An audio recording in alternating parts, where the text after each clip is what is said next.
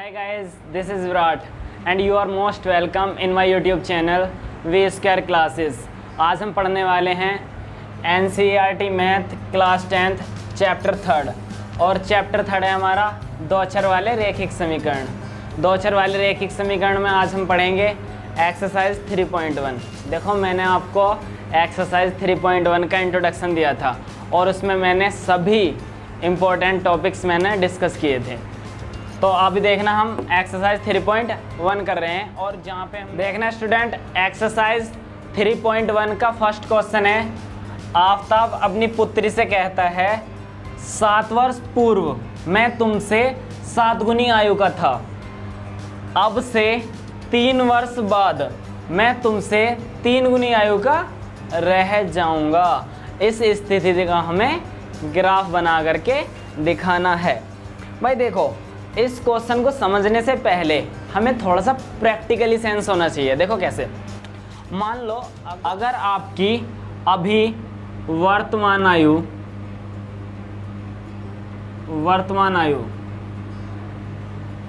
15 वर्ष है।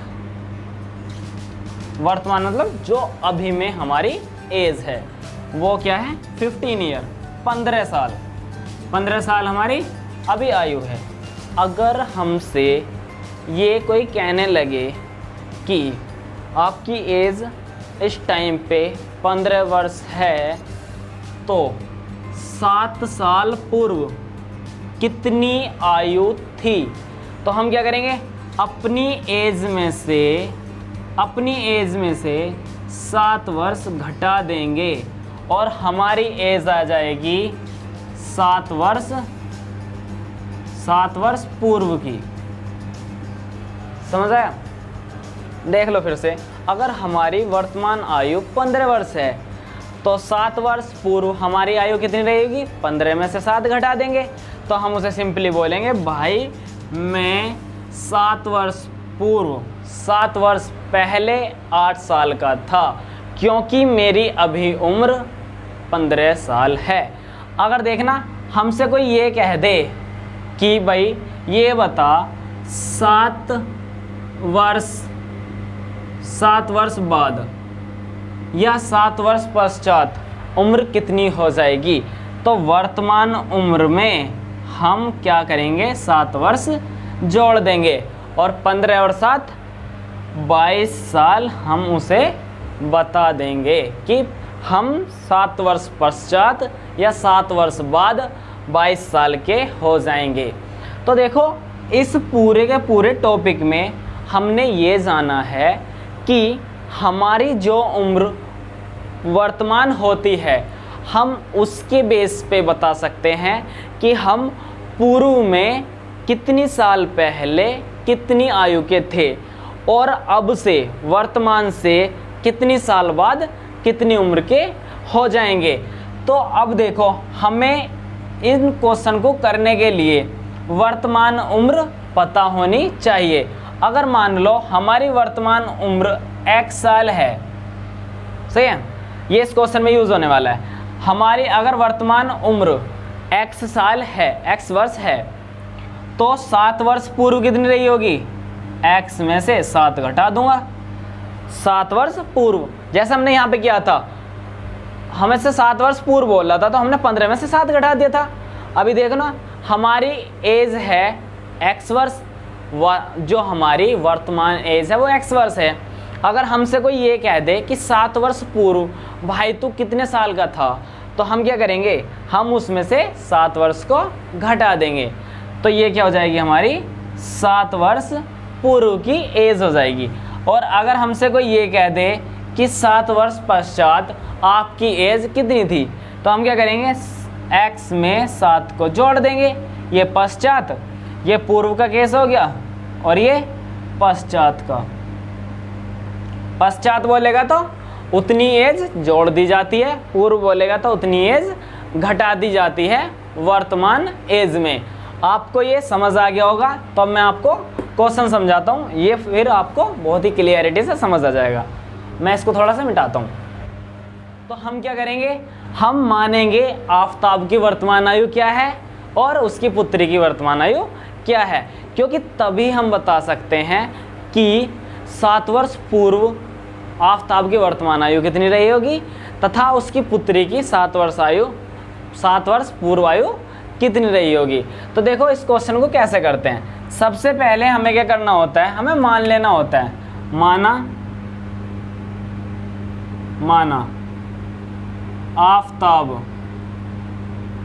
माना आफताब की वर्तमान आयु x वर्ष है। देखना, मैंने आफताब की वर्तमान आयु प्रेजेंट एज को मैंने x वर्ष मान लिया तथा उसकी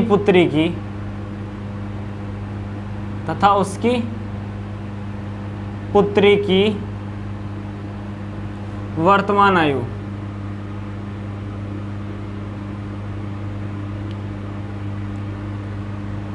y वर्ष है।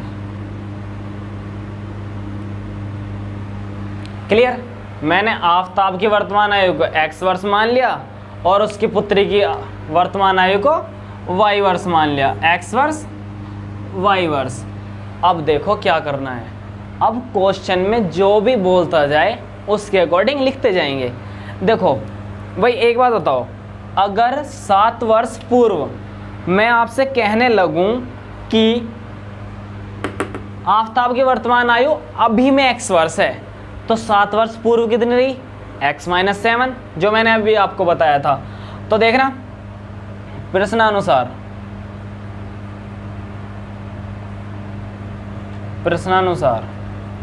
7 वर्ष पूर्व आफताब की आयु, 7 वर्ष पूर्व, देखो आफताब की अभी आयु x, 7 वर्ष पूर्व x - 7, आफताब की उम्र 7 वर्ष पूर्व किसके बराबर है, उसकी पुत्री की उम्र अभी y, 7 वर्ष पूर्व y - 7 का कितने गुना है, 7 गुना है।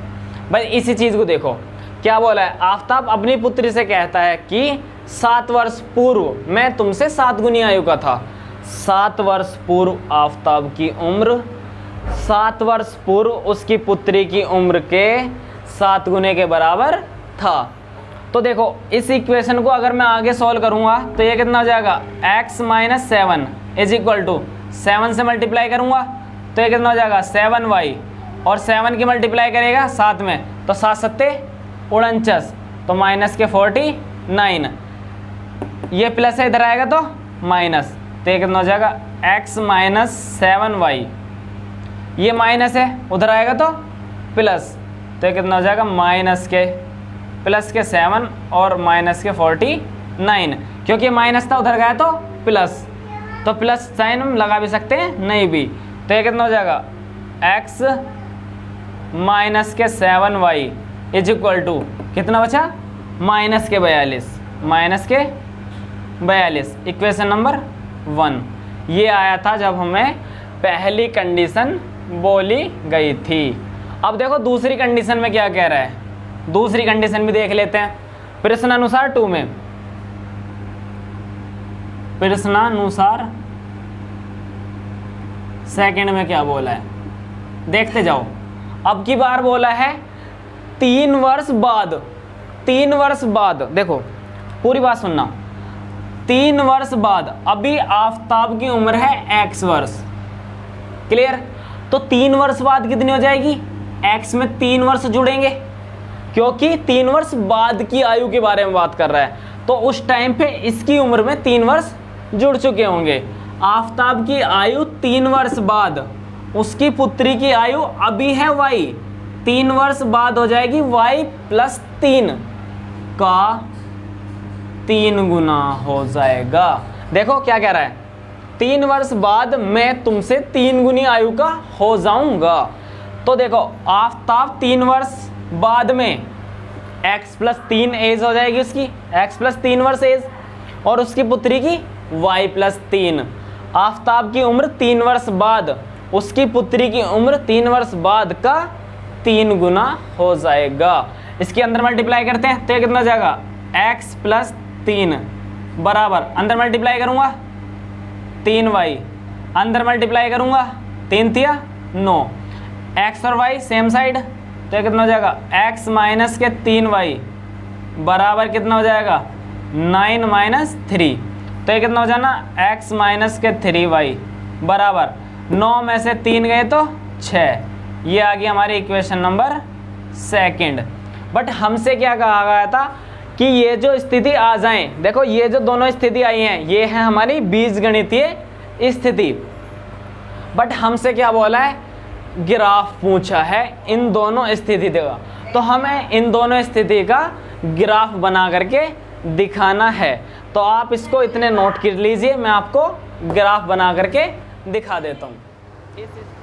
देखना अब हमें इक्वेशन नंबर फर्स्ट जो थी हमारी x minus 7y is equal to minus के 42 तथा सेकेंड इक्वेशन थी x माइनस 3y बराबर 6। इन दोनों समीकरणों का हमें ग्राफ बनाना है।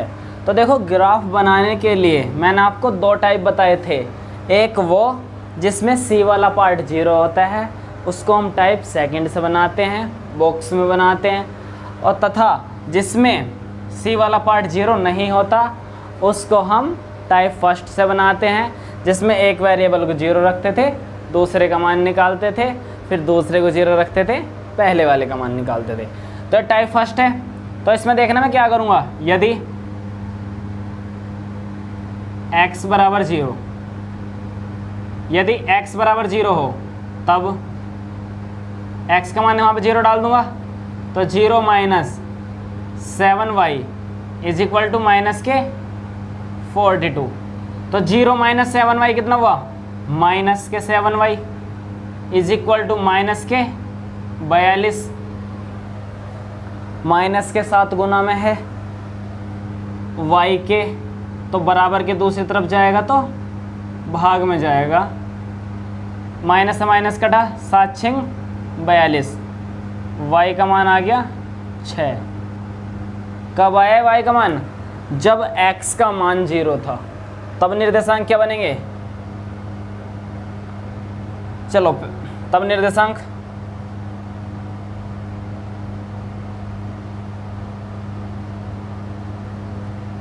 x की वैल्यू 0 होने पर y की वैल्यू 6। और देखना यदि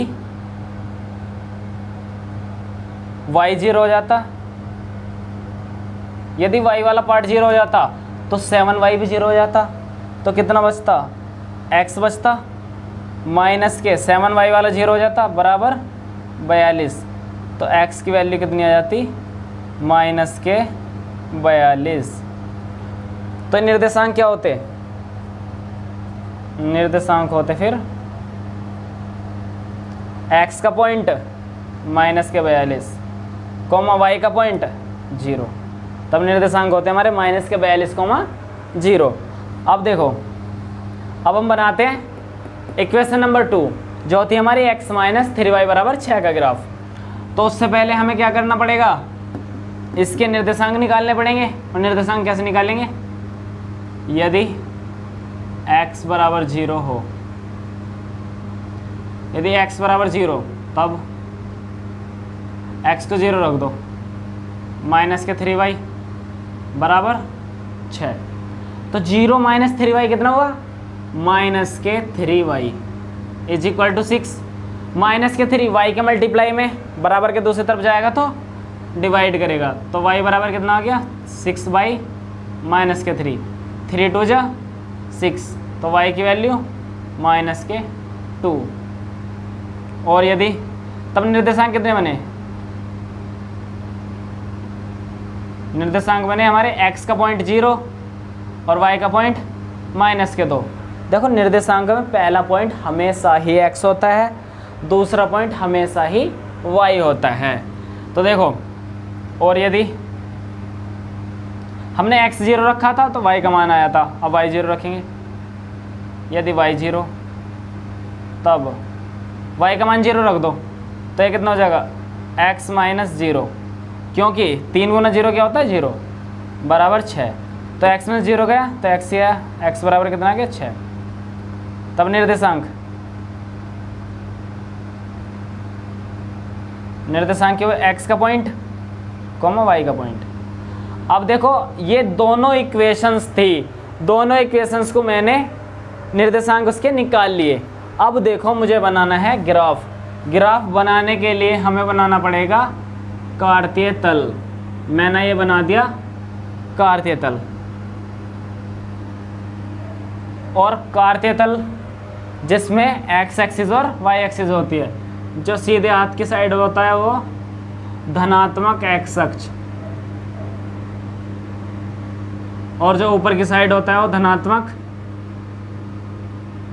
y अक्ष, और जो उल्टे हाथ पे होता है वो क्या होता है ऋणात्मक x अक्ष, और जो नीचे होता है वो ऋणात्मक y अक्ष। इसको ऐसे बोल सकते हैं, राइट हैंड पे positive x axis, left hand पे निगेटिव x एक्सिस, ऊपर की साइड में पॉजिटिव y एक्सिस, नीचे की साइड में निगेटिव y एक्सिस, और बिल्कुल बीचों बीच जहाँ पे ये एक दूसरे को काटते हैं वहाँ पे होते हैं निर्देशांक 0, 0, 0, 0। ये क्या होते हैं निर्देशांक। ओरिजिन इसको मत लिखो अभी, ये बस मैंने तुम्हें ऐसे ही बता दिया। देखना मैं पॉइंट अपने नोट करने वाला हूँ। देखो भाई पॉइंट कुछ ऐसे लो जिससे कि -42 तक हम पहुँच सकें। x की वैल्यू में -42 तक हमें पहुँचना है, तो पॉइंट को कुछ डिस्टेंस पे लो। 10-20 करके लो लूँ क्या? 10-20 करके 0, 6, चलो 6 करके ले लेते हैं। 6, 12, 6 × 18, 6 × 24, 30। इसको थोड़ी सी एक्सिस को आगे कर दो, और यहाँ पे 42। मैंने देखना 6 के डिस्टेंस पे लिए हैं। 6, 12, 18, 24, 30, 36, 42। 6 कम 6, 6 दूनी 12, 6 × 18, 6 × 24, 6 × 30, 6 × 36, 6 × 42। डिस्टेंस मैंने 6 का रखा है, गैप मैंने 6 का रखा है। तो इधर भी ऐसे करेंगे, और ये सारे वैल्यू निगेटिव होंगे, निगेटिव सारी वैल्यू, क्योंकि निगेटिव x एक्सिस पे सारी वैल्यू निगेटिव जाती हैं, और पॉजिटिव एक्सिस पे सारी वैल्यू पॉजिटिव आती हैं। तो यहाँ पे भी 6 के डिफरेंस ये रखनी पड़ेंगी। 6, 12, 6 × 18, 6 × 24, 6 × 5 30, 6 × 36। ऐसे आगे बढ़ती जाएंगी, ये वैल्यू भी रुकेंगी नहीं, इन्फिनिटी तक जाएंगी। सही है, ऊपर भी ऐसी 6, 12, 18, 6 दूनी 12, 6 × 18, 6 × 24, 30। ऐसे आगे बढ़ती जाएंगी। क्लियर? अब देखना ग्राफ को, नीचे भी लिख लो चाहे तो, -6, -12, -18, 6 दूनी 12, 6 × 18, 6 × 24। इसी तरह से नीचे भी बढ़ती जाएंगी। देखना पहले वाले इक्वेशन में और उसके निर्देशांक देखो। जब x की वैल्यू 0 थी तो y की वैल्यू 6 थी। x की वैल्यू 0 होने पे y की वैल्यू 6 थी, तो ये निर्देशांक कितना हुआ?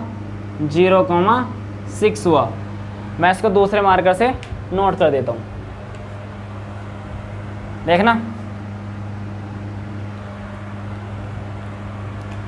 जब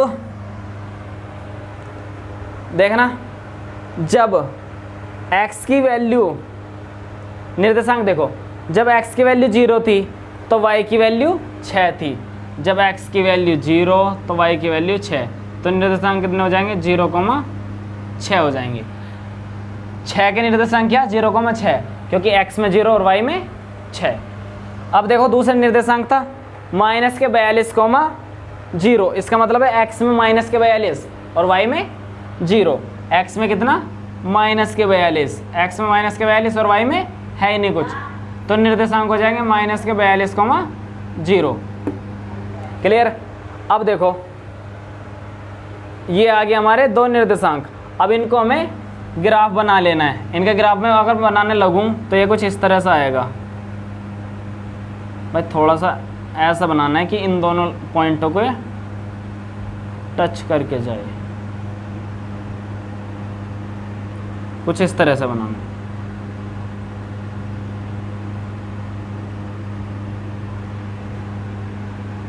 सही है भाई, बिल्कुल स्ट्रेट लाइन होगी भाई ये, सही है, बिल्कुल स्ट्रेट लाइन जो माइनस के 42 और 6 को काट करके जा रही होगी। तो ये किसकी देखना है, किसके ग्राफ था, ये था x माइनस, ये था x minus 7y is equal to 42 का ग्राफ था। अब देखना दूसरा ग्राफ, जब इसके निर्देशांक देखो, जब x की वैल्यू 0 थी तो y की वैल्यू -2 थी, x की वैल्यू 0 तो y की वैल्यू -2, -2 आ रही होगी कहीं यहाँ पे, -2। ग्राफ भाई जब तुम बनाओ ना थोड़ी थोड़ी सी डिस्टेंस बड़ी बड़ी से रखना, तो यहाँ पर रहा होगा 2, क्योंकि 6 से बीच में 3 रहा होगा और उससे जस्ट ऊपर 2 रहा होगा, तो मैं इसको जस्ट मिटा दूँ तो यह आ जाएगा 0,2 माइनस के, सही है, माइनस के 0,2 अच्छे से लिख लो, यहाँ पे होगा, सही है, उसको लिख लेना। और देखना जब मैं निर्देशांक की बात करता हूँ 6,0 की, तो x में 6 सॉरी पॉजिटिव 6, ये रहा 6,0, तो ये क्या पॉइंट 6,0, तो वो एक ग्राफ यहाँ से होकर के जा रहा होगा, ठीक है। 2 से देखो निर्देशांक 0, -2, मतलब x में 0, y में -2 भाई, ये रहा y में, ठीक है। ये पॉइंट क्या है, इस पॉइंट को यहाँ को लिख लो, x की वैल्यू कितनी थी 0 और y की वैल्यू -2, ये पॉइंट के।